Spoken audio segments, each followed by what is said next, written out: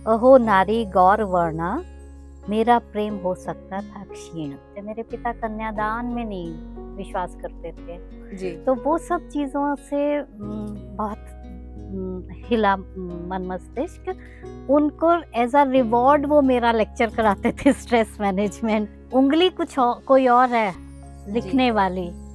हम तो बस उस आदेशों को जो उसने लिख दिया, उसके अनुसार चल रहे हैं। तो बहुत कुछ हमारे नियंत्रण में नहीं होता, उसको स्वीकार करना चाहिए। जो पीछे की घटनाओं का पश्चाताप है, काश ऐसा होता हम इस रास्ते पर ना गए होते, काश ऐसा होता हम सुबह जल्दी उठ गए होते।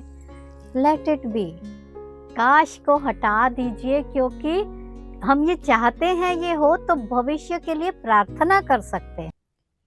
कभी शिक्षक बनकर बांटी ज्ञान की धारा, अब लेखनी से जग में फैला रही उजियारा। नमस्कार, लेखक और लेखनी सीरीज में आप सभी का स्वागत है।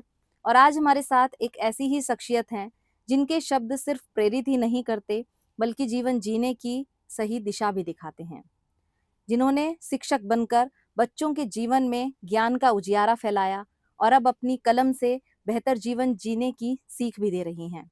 हमारे साथ हैं शिक्षाविद, मोटिवेशनल स्पीकर और राइटर किरण सूद जी। तो मैम, बहुत बहुत स्वागत आपका हमारे इस खास कार्यक्रम में। धन्यवाद। आपके शिक्षक जीवन के बारे में तो सभी लोग जानते हैं, आज हम आपकी राइटिंग की जर्नी के बारे में बात करेंगे। तो आपने लेखन कब से शुरू किया? कैसे आपको लगा कि मुझे अब शिक्षक रही हूँ तो मुझे अब लिखना भी चाहिए? नहीं, शिक्षक बनने से बहुत पहले लेखन शुरू हो गया था, जी। है ना? इसका पूरा श्रेय मेरे पिता और माता को दिया जाना चाहिए, जी। क्योंकि मैं अभी स्कूल में ही थी जब मेरी रचनाएँ प्रकाशित हो गई थी चंडीगढ़ से, अच्छा। है ना? चंडीगढ़ से एक पत्रिका निकलती थी सूद संदेश के नाम से। जी। ये एक सामाजिक पत्रिका थी जो समाज के बारे में बात करती थी, सूद समाज के बारे में भी बात करती थी और समाज की बुराइयों को दूर करने के बारे में बात करती थी। तो उस समय मेरे पिता का और माता का बहुत फैमिली का सपोर्ट मिला सपोर्ट था आपको? कि मैंने वहाँ दहेज विरोधी लेख लिखे जी। और वो निरंतर प्रकाशित होते थे सूद संदेश में। अभी भी मेरे पास उनके पत्र और वो सब हैं। तो वहाँ से लेखन शुरू हुआ और उसके बाद फिर लगातार चलता तो रहा। क्या उम्र रही होगी आपकी उस वक्त? 10 से 12 वर्ष। अच्छा, उस उम्र में आपने दहेज जैसी एक बड़ी जो समस्या है उसको उठाया, ये भी एक बहुत। तो अ, पेरेंट्स को सपोर्ट किया पेरेंट्स ने कि आप आगे लिखें ज़रूर, इस तरीके ज़रूर, से? ज़रूर। मेरे पिता का और मेरी माँ गुरुकुल से, कन्या गुरुकुल देहरादून से पढ़ी हुई हैं अच्छा। और संस्कृत की बैकग्राउंड थी, तो हमें संस्कृत में ही हमने वर्णमाला सीखी। हमने क, ख, ग नहीं सीखा, हमने पाणिनि के अच्छा। व्याकरण से वर्णमाला सीखी। और पिता मेरे अंग्रेज़ी, उर्दू, फ़ारसी ये सब जानते थे, अरेबियन जानते थे, तो उससे मुझे भाषा का बहुत सुदृढ़ आधार जी। मिला। और दूसरी बात क्या थी कि ये कुछ चीज़ें जन्मजात आती हैं कि मैं जन्मजात आप साधारण उसमें विद्रोहिणी कह सकते हैं जी, तो एक्टिविस्ट एंड फेमिनिस्ट थी। बिल्कुल। तो मुझे ये स्त्री को मेरे पिता का भी था, जैसे मेरे पिता कन्यादान में नहीं विश्वास करते थे। अच्छा। वो कहते थे कि अगर आपने दान माँगना है तो फिर भीख माँगिए, है ना? आपको भिक्षा में लड़की नहीं देंगे हम। जी।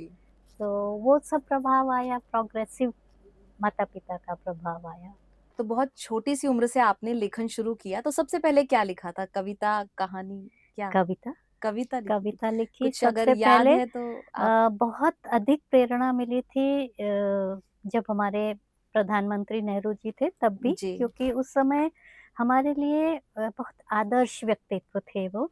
लेकिन उससे ज़्यादा लाल बहादुर शास्त्री। जी।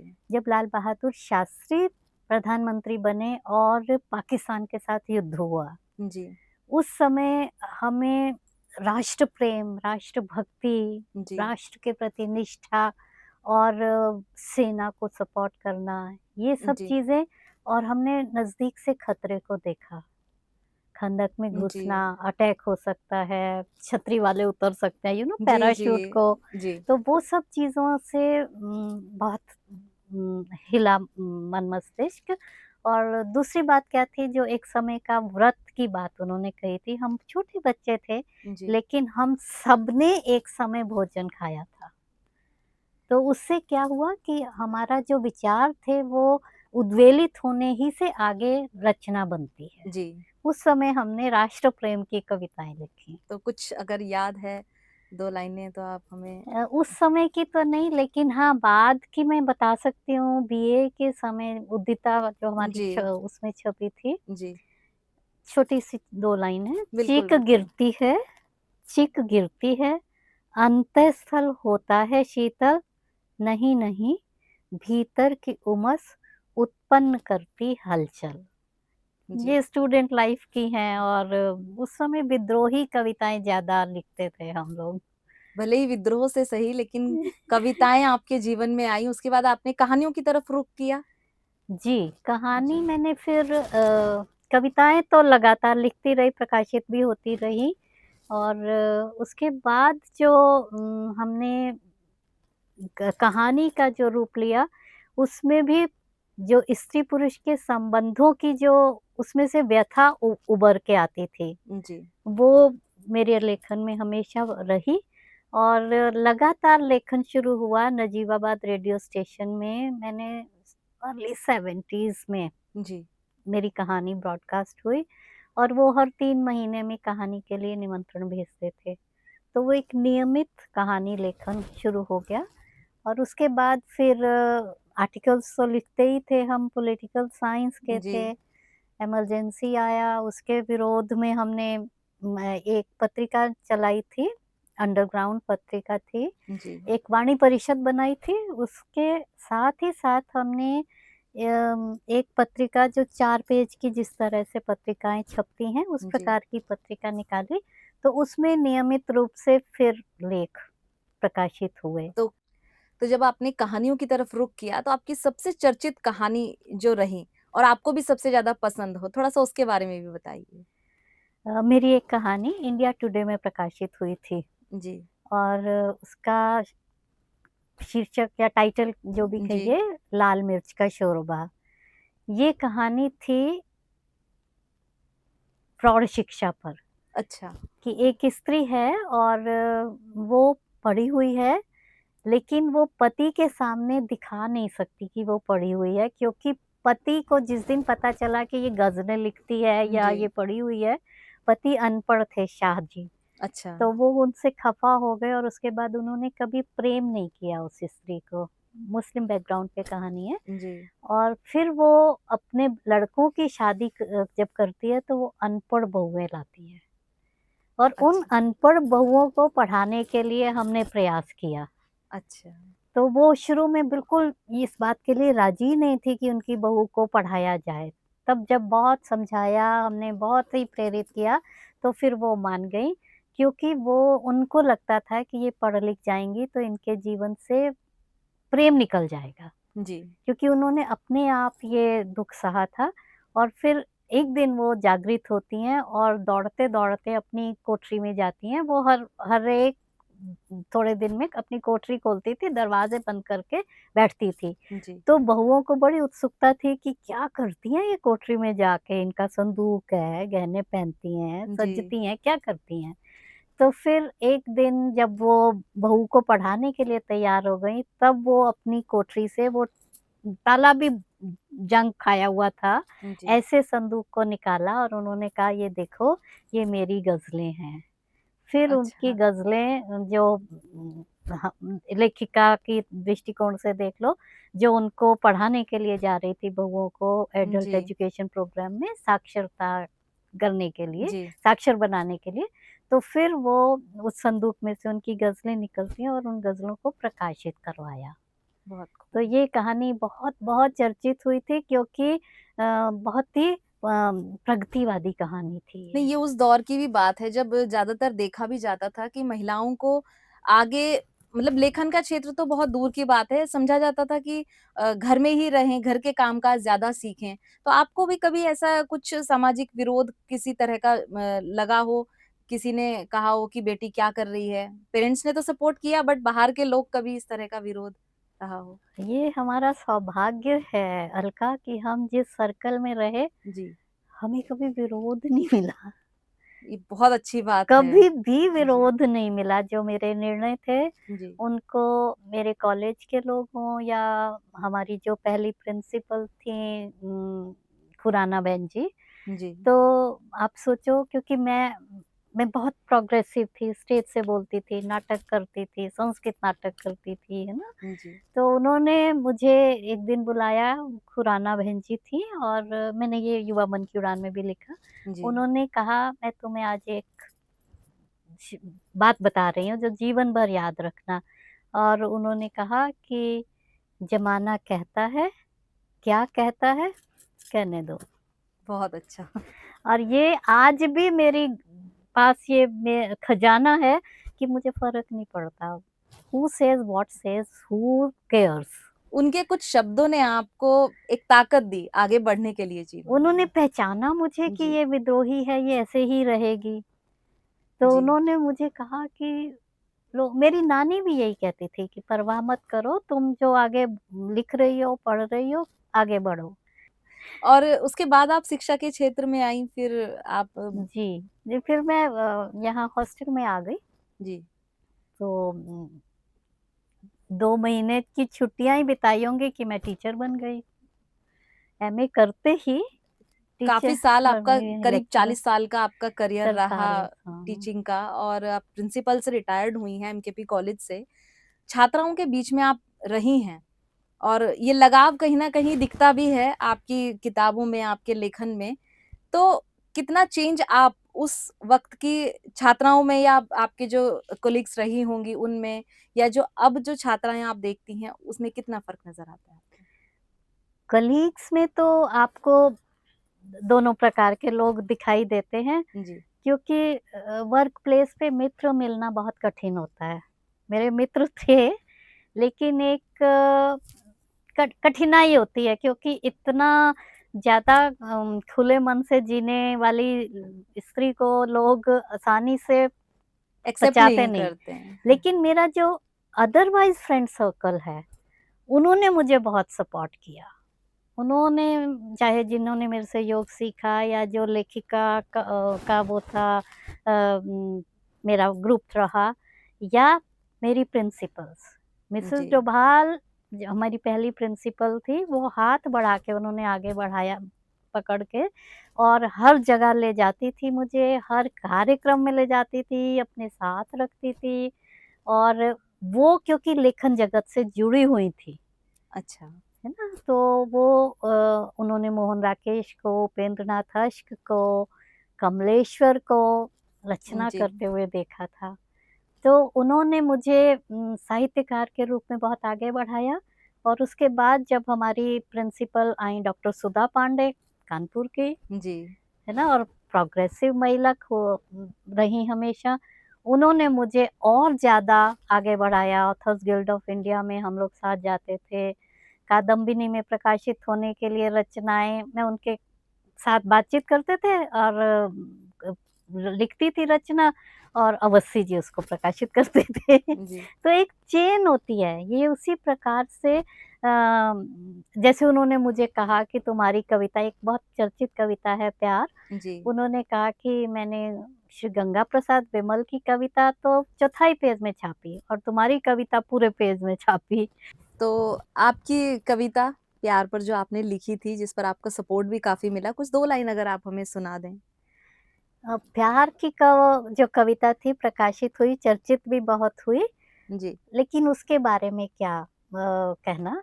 मैंने अभी श्री अरविंद की कविताओं का मैं अनुवाद कर रही हूँ, जी, तो उनकी एक कविता है इटर्नल लव पे, जी। उसका अनुवाद मैं सुनाती हूँ। अगर प्रेम को समझना है तो उससे बेहतर कविता आपको नहीं मिलेगी। तो खास तौर से युवा पीढ़ी के लिए, यदि मैंने तुम्हें किया होता आकर्षित, यदि मैंने तुम्हें किया होता आकर्षित, तुम्हारी दुर्लभ गुलाबी त्वचा के लिए और तुम्हारे भीतर के गुलाब को संवार कर रख लेता, या तुम्हारी केश राशि में प्रकृतिस्थ दीप्ति की संपन्नता के लिए।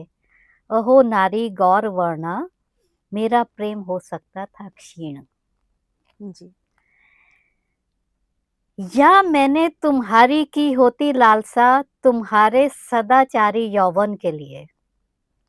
मैं परिवर्तन की तीव्र गति का करूं उल्लंघन, और मैं सहर्ष रहूं अप्रत्याशित समय हेतु तत्पर प्रतीक्षण।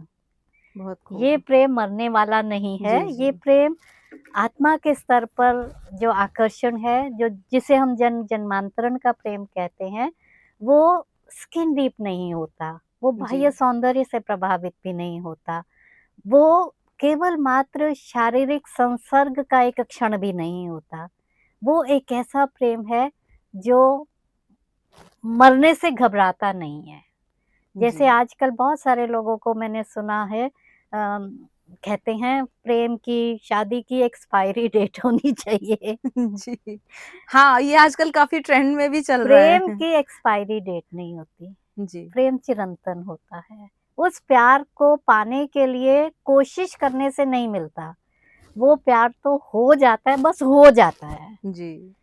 उसका कोई व्याख्या नहीं है। तो आपने अनुवाद की अभी बात की, डॉक्टर संजीव चोपड़ा की एक किताब है 10,000 करोड़। आप उसका भी अनुवाद कर रही हैं, तो आपको क्या ईज़ी लगता है, लिखना या फिर ट्रांसलेशन करना? डॉक्टर संजीव चोपड़ा की जो ये किताब थी, वो उस समय इंडस्ट्री में सेक्रेटरी थे यहाँ पर, जी। और उस समय एक टीम के रूप में जो हमारे एडमिनिस्ट्रेटिव ऑफिसर्स हैं, उन्होंने यहाँ की वित्त व्यवस्था को उन्नत करने के लिए इन्वेस्टमेंट का एक अभियान चलाया था।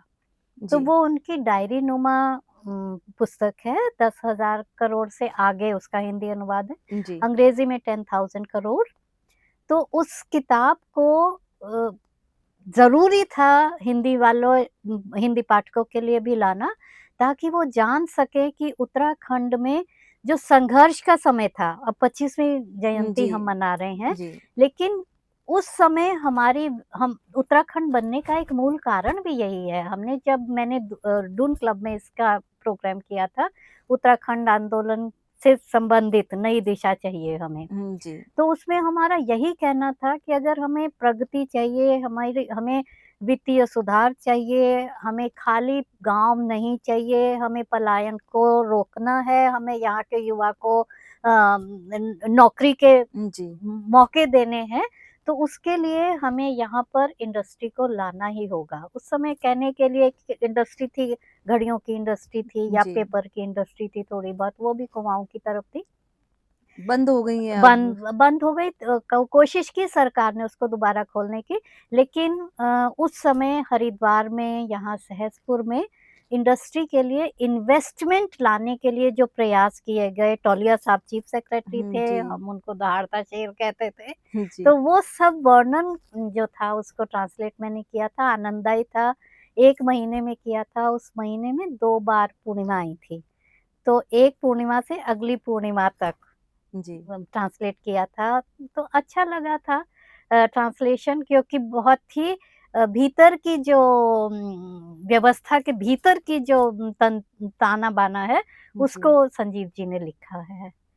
तो तो अभी आपका जो ज्ञान है, आपका अनुभव है, वो कई लोगों को प्रेरित करता है। Thank you. छात्र-छात्राओं को भी, अन्य लोगों को भी, आपकी किताबें भी उनको मार्गदर्शन भी करती हैं।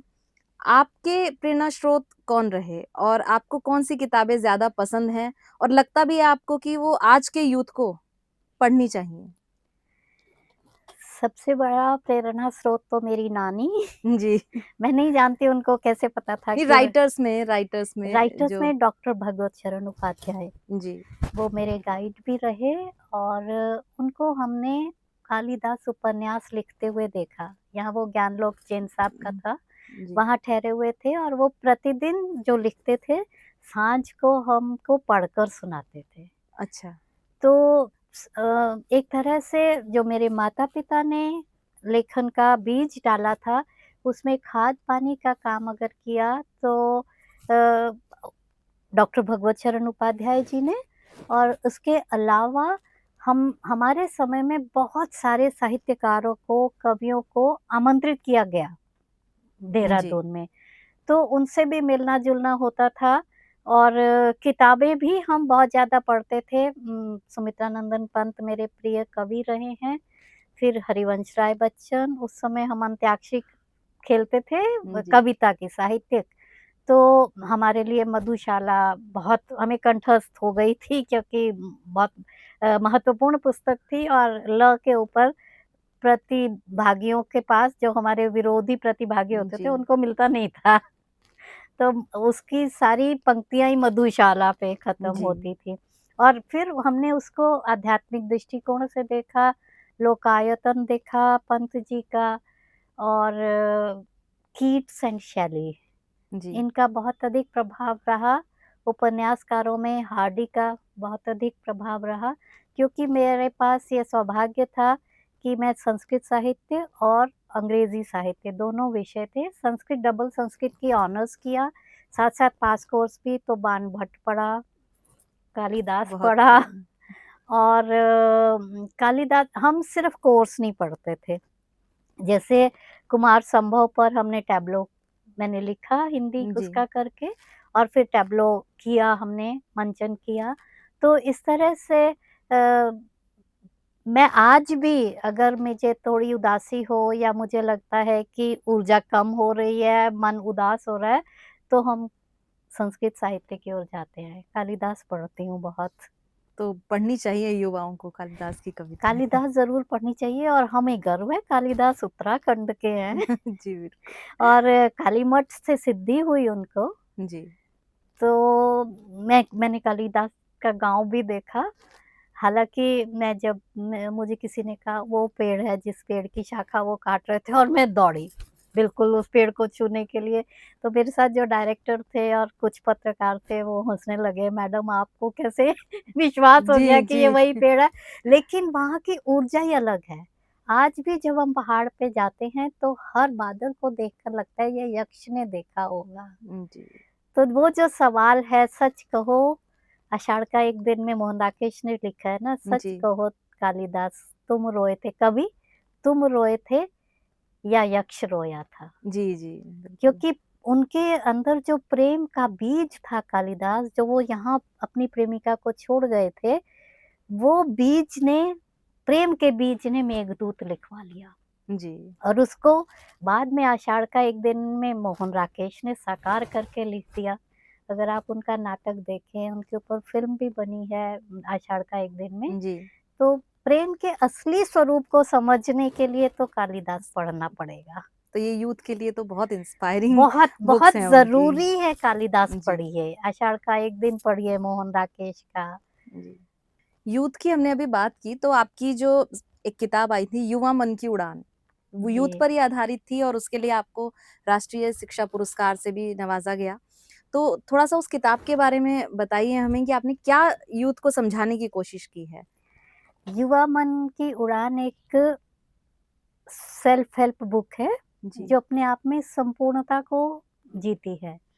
जिसमें आपका पहला जो कदम है, ध्येय ज़रूर होना चाहिए। कलाम साहब ने जी। उसमें लिखा है, कलाम साहब अंग्रेज़ी पढ़ने वाला व्यक्ति, लेकिन हिंदी में उन्होंने जवाब दिया उस पुस्तक को पढ़कर कि दूसरा अध्याय बहुत प्रेरणादायी है, बहुत अच्छा है, जी। क्योंकि वो हमेशा ध्येय की बात करते थे।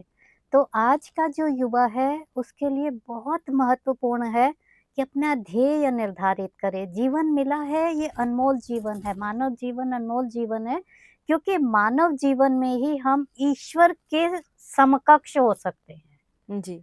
उसमें प्रारंभ का अगर पहला पेज आप पढ़ेंगे, तो उसको यही प्रेरणा मिलती है कि मनुष्य का जीवन जो है वो इतना ज़्यादा आप परिशोधन कर सकते हैं, इतना ज़्यादा अपने आप पर काम कर सकते हैं कि आप में ईश्वरीय गुण आ जाएँ। जी। तो ध्येय तो, अल्टीमेट ध्येय तो वही है, ईश्वरीय स्वरूप हो, लेकिन उस ईश्वरीय स्वरूप के अतिरिक्त केवल पैसा कमाना जीवन का ध्येय नहीं है। उसमें जो हम बहुत बहुत ज़रूरी है ज्ञान को जीवित रखना, ज्ञान पिपासा होना, क्योंकि ये मैं नहीं जानती आप दुर्भाग्य माने या सौभाग्य माने कि आज हमारे एक अंगूठे के नीचे सारी जानकारी मिल जाती जी, है। लेकिन वो जानकारी सूचना मात्र है, उस सूचना को ग्रहण करके अपने भीतर पकाकर फिर उसको ज्ञान का रूप देना ये बहुत ज़रूरी है। और उसके अलावा इसमें समय प्रबंधन कैसे किया जाए, 9 चैप्टर हैं जी, उसमें। इसके अतिरिक्त समय, क्योंकि आज का मैं देखती हूँ हर दूसरा आदमी कहता है समय नहीं है। ये तो जी, बिल्कुल निषिद्ध है ये वाक्य। समय तो काल है। काल सम आप क्या कह रहे हैं समय नहीं है? समय ही समय है। समय को मैनेज मैनेज कैसे करना। करना, व्यवस्थित कैसे करना, अनुशासन कैसे रखना, ये ज़रूरी है। और बिना वजह की हम रील्स देखते रहें या बेवजह की बातें करते रहें, जी, नशा करके अपने यौवन को खराब करते रहें, अपनी ऊर्जा को खराब करते रहें, वो सबके समस्याओं के समाधान है उसमें। जी, इसमें बचें कैसे, और उसके साथ ही साथ अगर दुर्भाग्य से ये हमारे पास कोई नशा या कोई एक बुरी आदत आ गई, तो उस बुरी आदत से छुटकारा कैसे कैसे पाएँ? पाएँ? ये उपाय युवा मन की उड़ान के में है, और इसीलिए युवा मन की उड़ान श्री अरबिंदो सेंटर की जो दिल्ली ब्रांच है, जी, उनकी जो अध्यक्ष हैं प्रेज़िडेंट तारा दीदी, उन्होंने ये पुस्तक खरीदी, मुफ़्त में बाँटी और मेरे से युवा मन की उड़ान शीर्षक करके यूथ के लिए कैंप्स कराए। हुँ, तो आपको कुमाऊँ में बहुत सारे घरों में और बहुत सारे ऑल इंडिया लेवल के टीचर्स के पास ये पुस्तक आपको दिखाई देगी, और उसका पूर्ण श्रेय मैं तारा दीदी को देती हूँ। जी, क्योंकि उन्होंने ये इस पुस्तक के इम्पोर्टेंस को जी, पहचाना, और उन्होंने कहा कि ये संदेश तो हर युवा के पास जाना चाहिए। जी, और ये इसीलिए उसकी बिक्री भी बहुत हुई। Jain book house north place में वो बेस्ट सेलर्स में आई, वो जबकि वो वकीलों की जी, लिटरेचर की दुकान है। जी, जी। जी। अच्छा, और भी उपन्यास भी रहा आपका अवगुण चितना धरो, और आपकी एक शॉर्ट स्टोरीज़ की बुक्स भी आई है, तो कोई सुन रहा है क्या? जी। थोड़ा-सा उनके बारे में बताइए। अवगुण जितना धरो प्रेमाख्यान है। जी। आपको मैं थीम तो नहीं बता सकती, क्योंकि मैं चाहूँगी कि आप पढ़ें उसको। जी, लेकिन ये एक एकाकी स्त्री के संघर्ष की कहानी है, जो बहुत उस ये सत्य कथा पर आधारित है। शोध मैं लिखती शोध पर आधारित जी, लेखन करती हूँ। बेशक काल्पनिक है वो, उपन्यास है या कहानियाँ भी, उसके पात्र तो सच सत्य से है। सच के जी, नज़दीक होते हैं। तो ये एक मसूरी जाते हुए एक बस का एक्सीडेंट हुआ था, 18 लोग मर गए थे। उनमें इस स्त्री का पति भी था। तो उस स्त्री ने अपने 2 बच्चों को अपने सिद्धांतों के साथ समझौता किए बिना कैसे कैसे पाला, पाला? जी, एक सबल स्त्री कैसे होती है, तो मेरी नायिका भी सुकर्मा है। बहुत खूब। तो प्रेम होता है उसको, लेकिन वो ये कहती है कि हम साथ रह नहीं सकते, क्योंकि सबसे बड़ी बात है वो ये कहती है कि यदि अगर हम शादी कर लेते हैं, तो जब दोनों बच्चों की शादी हो गई, तो उसने कहा कि हमारा चारित्रिक दोष आ जाएगा कि शायद 25 बरस से हम ऐसे ही जी रहे थे, जी, और उनका दैहिक संबंध नहीं है, लेकिन प्रेम है। और प्रेम भी कैसा है, एक सपोर्ट सिस्टम है जैसे। तो ये कहानी अगर आप जी, पढ़ेंगे तो आप अवगुण क्या है जी। वो आप समझेंगे। मैं कहना नहीं चाहती कोई लेकिन सुन रहा है क्या? जी, इसमें भी आपने काफ़ी अच्छी स्टोरीज़ लिखी हैं, तो वो किस पर आधारित है? ये समय-समय पर बहुत सारी मेरी कहानियाँ प्रकाशित हुईं, जैसे मैंने कहा कादम्बिनी में, जी, और हिंदुस्तान हिंदी का जो निकलता था, धर्मयुग में प्रकाशित हुई। वो सब कहानियाँ, जैसे एक बहुत चर्चित कहानी थी नदी, जी, ये हमने एक प्रतिक्रियात्मक कहानी थी, एक सारिका में कहानी छपी थी पठार। जी। पठार का जवाब था नदी। नदी। और नदी का मूल स्वर ये है कि स्त्री कभी दूषित नहीं होती। स्त्री पवित्र नदी की तरह है, जैसे नदी कभी दूषित नहीं हो सकती, कितना सब कुछ समेट के ले जाती है, ऐसे ही स्त्री कभी दूषित नहीं होती। वो एक पवित्र वो है, देह है, और उसको केवल मात्र दैहिक स्तर पर ना देखकर आत्मा के स्तर के ऊपर उसका जो विकास होता है, और खुद का ही नहीं, वो दूसरों का कैसे विकास करती है, पुरुष जी। को कैसे सही रास्ते पर रखती है। हमारे जी। यहाँ जो पत्नी का अर्थ है, वो यही है, पतनात नियते, पतन से जो रक्षा करती है, पुरुष को गिरने नहीं देती, जी। वो है स्त्री।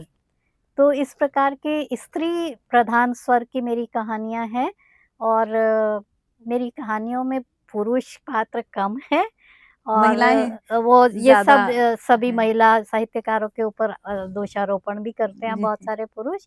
लेकिन जो पत्नी स्त्री प्रधान कहानी भी हो, उसमें भी जो पुरुष पात्र है, वो कैसे निरीह हो जाता है स्त्री के आगे, जी। कैसे स्त्री के ऊपर निर्भर करता है, उस सत्य को ज़रूर मैंने मेरी कहानियों में आपको जी। उसका प्रतिबिंब दिखाई देगा। लेकिन इसके साथ ही साथ स्त्री के जो मूल सिद्धांत हैं, उनके ऊपर वो कैसे अडिग रहती हैं ये स्त्रियाँ। बहुत सुडौल और सुदृढ़ दोनों हैं, सुंदर जी। भी हैं लेकिन साथ ही साथ चारित्रिक सुदृढ़ता उनमें बहुत ज़्यादा जी। दिखाई देती है।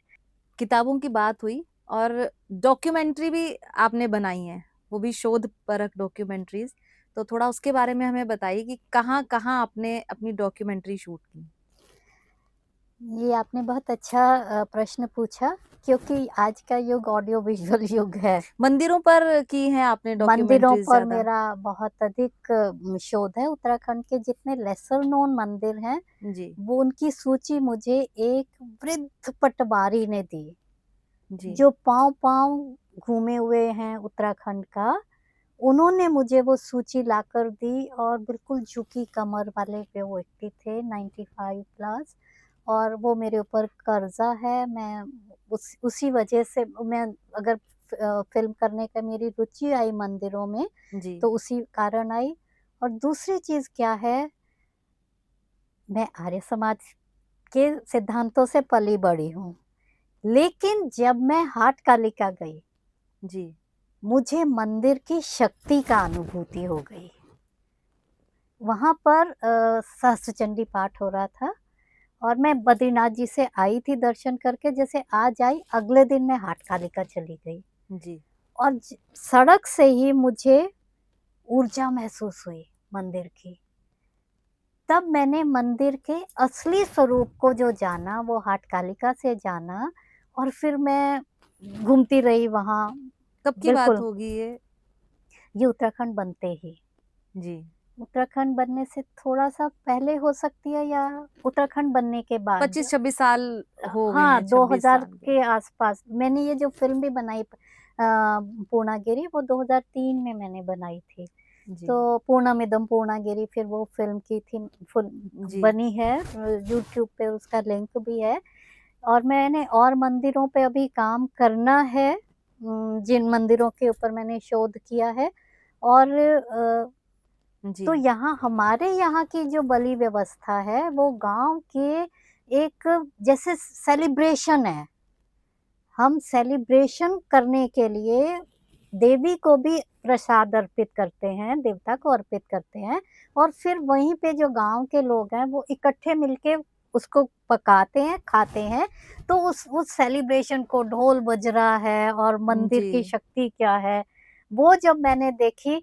और दूसरी बात जो हमारे मंदिरों में बहुत बहुत अधिक शक्ति है, ऊर्जा है, वो है क्योंकि हमारे मंदिर यंत्र पर आधारित है। जी। यंत्र असली पूजा होती है। शक्ति, हाँ, यंत्र पूजा होती है, केवल प्रतिमा नहीं है। जी। उत्तराखंड के मंदिरों में प्रतिमा नहीं है। हाट कालिका में आपको दिखाई देगी देवी, लेकिन वो देवी तो पलटन ने चढ़ाई है ना। जी हर मंदिर किसी ना किसी पलटन से जुड़ा हुआ है, और वो पलटन अपनी शक्ति जहाँ से लेती है, अपने गांव के देवता से लेती है, अपनी देवी देवता से लेती है। हर एक कुल का एक देवी है, देवता है। जी तो हमारे मंदिरों को समझने के लिए ऐसे ही दक्षिण के मंदिरों के साथ हमारे मंदिरों का एक सूत्र जुड़ा बंधा हुआ हुआ है। है। तो वो जब मैंने पहले उत्तराखंड के मंदिर देखे, फिर मैं पागलों की तरह दक्षिण गई, दक्षिण भारत के मंदिर देखे मैंने। 3 दिन में 21 जी मंदिर, ये मेरा एवरेज है। तो दक्षिण के मंदिरों का जहाँ बड़ी-बड़ी परिक्रमा होती है, जी और जी परिक्रमा के बिना वो प्रसाद नहीं देते, और वो पूजा कराते हैं नक्षत्र पूछकर। जी तो ऐसे मंदिरों को जब मैंने देखा, तब मैंने ये समझा कि जो लोग मंदिर का अर्थ लेते हैं कि केवल मंदिर कीर्तन, ढोल बजाना, ये शोर मचाना है, जी ऐसा नहीं है। मंदिर में ऊर्जा है, मंदिर में आस्था का केंद्र है, और मंदिर केवल मात्र दिखावे की चीज़ नहीं है। मंदिर गाँव का संरक्षण करता है। जी जो दक्षिण के बड़े-बड़े मंदिर हैं, उनमें हमारे यहाँ क्या आपदा आई तो लोग किस तरफ दौड़े? मंदिर की तरफ दौड़े ना। जी मंदिर उस क्षेत्र का किला है। राजा का किला एक हुआ करे। जी मंदिर उस क्षेत्र का संरक्षण करता है, और आज भी आप देखिए थराली में जो जी आपदा आई, कहाँ कौन से लोग बचे? जो मंदिर में भाग के चले गए, और धराली जो में मंदिर में थे। जो रहे, हाँ। है ना? तो मंदिर जो है वो हमारा उस ग्राम का, उस क्षेत्र का संरक्षण करने वाला स्थान है। हाटकालिका मंदिर ले जाने का श्रेय गीता ठाकुर को देती हूँ मैं। वह मेरी घनिष्ठ मित्र हैं, और हमने बहुत सारे काम, सामाजिक कार्य, समाज कल्याण के कार्य एक साथ किए। और उसके बाद फिर मैंने अन्य मंदिरों के दर्शन भी किए, और उन पर शोध कार्य भी किया। आपने किताबों की दुनिया को देखा, फिर डॉक्यूमेंट्री, फिल्म के क्षेत्र में भी आईं, जी, और सामाजिक क्षेत्र में भी आपने बहुत काम किया। जी, मोटिवेशनल स्पीकर आप रही हैं, योगा गुरु आप रही हैं, जी, और ये उस दौर की बात है जब उस समय योगा को लोग इतना जानते भी नहीं थे, बिल्कुल ठीक और पहचाना। मोटिवेशनल स्पीकर ये शब्द तो लोग बहुत ही कम जी, जानते थे। सिर्फ जी, गुरु जो ज्ञान दे रहे थे, लोग उन्हीं पर विश्वास करते थे। आजकल बहुत सारे मोटिवेशनल स्पीकर हैं भी। जी, जी। तो योगा और मोटिवेशनल स्पीकर के क्षेत्र में कैसे आप आईं? मैं एसबीआई, पंजाब नेशनल बैंक, इनके ट्रेनिंग सेंटर्स हैं यहाँ पर। जी, ओएनजीसी ट्रेनिंग सेंटर है। जी, वहाँ पर वो मुझे गेस्ट फैकल्टी की तरह बुलाते थे। जैसे क्लर्क से अगर मान लीजिए उनका प्रमोशन हुआ, जी, तो उनका व्यवहार में क्या अंतर आएगा, जी, या कम्युनिकेशन स्किल्स, ओएनजीसी के नए रिक्रूटेड जो ऑफिसर्स थे, उनके उनके साथ मेरे 5 दिन के ट्रेनिंग सेशंस होते थे। तो उसको जब मैं कर रही थी, तो मैंने देखा कि युवा पीढ़ी में विकास के असीम संभावनाएँ हैं, जी, और उन पर बात करते-करते मुझे लगा कि इसके ऊपर पुस्तक लिखनी चाहिए। अंग्रेज़ी में लिख रही थी, बीच रास्ते में मुझे राजकमल प्रकाशन के अशोक माहेश्वरी जी एक मिल गए, जी, और उन्होंने कहा कि ये पुस्तक आप हमें दे दीजिए। तो उस तरह फिर ये पुस्तक युवा मन की उड़ान हिंदी में आई, और इसको मैंने ये विचार करके इसका दोबारा संपादन किया, दोबारा लेखन किया पूरी पुस्तक जी, का, कि इसमें एक भी शब्द अंग्रेज़ी का ना आए।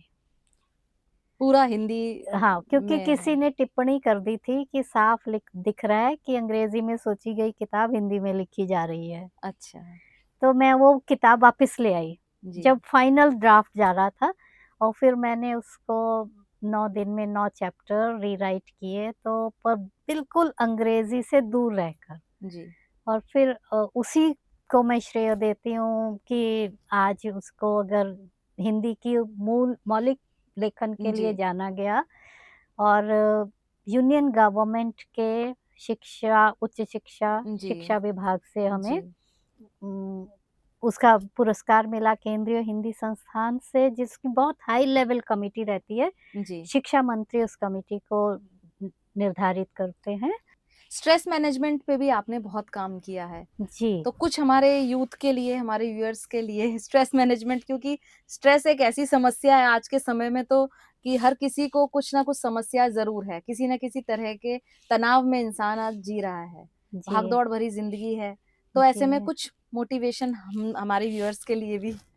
जी, मैंने बहुत हाई लेवल के जो ऑफ़िसर्स रहते हैं, उनके लिए मैंने विशेष रूप से स्ट्रेस मैनेजमेंट के सेशंस लेती थी जी, और एसबीआई सेंटर में तो ऐसा होता था कि अगर मेरा लेक्चर चल रहा है, तो पूरा सेंटर ऑडियो के थ्रू सुनते थे। जी, या फिर जो जिनको अवार्ड मिलता था किसी प्रकार का बैंक में, उनको एज़ अ रिवॉर्ड वो मेरा लेक्चर कराते थे स्ट्रेस मैनेजमेंट। तो जी, मेरे लिए ये बहुत महत्वपूर्ण हो गया था। तो योग में भी मैं एक विशेष एक मेरा पैकेज रहता है, रिट्रीट्स करते हैं हम और उसमें हम मुख्य रूप से स्ट्रेस मैनेजमेंट की ही बात करते हैं और उ 2 चीज़ें हैं उसमें, एक तो योग फॉर यूथ फॉरएवर जी, कि अगर हम स्ट्रेस को कंट्रोल करते रहते हैं, बूढ़े नहीं होंगे। जी, दूसरी चीज़ जो उसमें हम करते हैं कि जब हम यात्रा में हैं या कहीं हम काम ऐसा कठिन कार्य कर रहे हैं, दुरूह कार्य कर रहे हैं, उस समय हम अपने स्ट्रेस को मानसिक और बौद्धिक रूप से कैसे हैंडल करें। और तीसरा जो है, जो बहुत इम्पोर्टेंट है, वो है आर्ट ऑफ रिलैक्सेशन। ये भी हम रिट्रीट करते हैं, 10 घंटे का रिट्रीट होता है। जी, चाहे वो 3 दिन में करें, 5 दिन में करें या सैटरडे संडे कर लें, 10 आवर्स उसके लिए ज़रूरी होता है। ये जो है इसमें जो हम स्ट्रेस मैनेजमेंट करते हैं आर्ट ऑफ रिलैक्सेशन के थ्रू, ये हमारे पाँचों स्तरों को छूता है।